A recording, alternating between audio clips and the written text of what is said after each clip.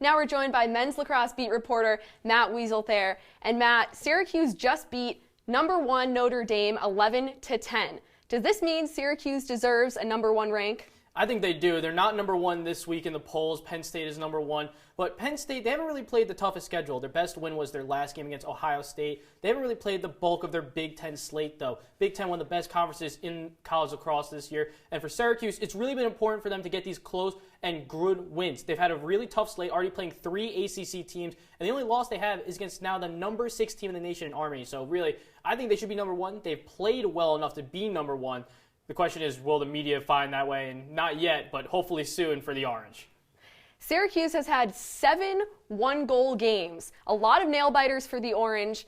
What does this say about this Syracuse team that they've had so many close games at this point in the season? I mean, it says a lot. They're one David Sims last-second shot away from, honestly, a perfect record, possibly, if they win the game against Army in overtime.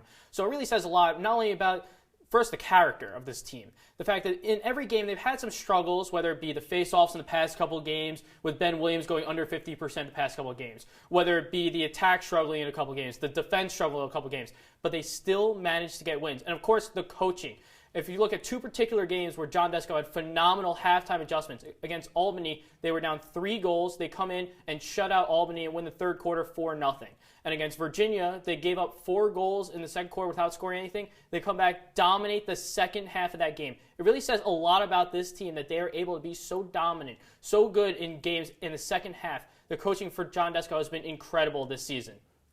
And looking at the big picture, Syracuse last year got out in the second round of the NCAA tournament. The Orange has come out on top recently, but how well do you expect them to do in postseason play? I think they have a chance to make a run, but I don't think they're ready yet. They lost to Maryland last year, and I think between Maryland and Denver, 2 teams that really can jump on you. If you're not able to do well in the first half, which Syracuse has struggled with this season, that could be a difficulty for them. They've had holes in their game all season long, and they've been able to fill them with halftime adjustments, but that might not always work in these tight situations towards the end of games in the NCAA tournament. So I think they're close. They've made a lot of adjustments. They played really well this season, but if they're not able to fill all those holes right away with this team, it might be an early exit for the Orange this year.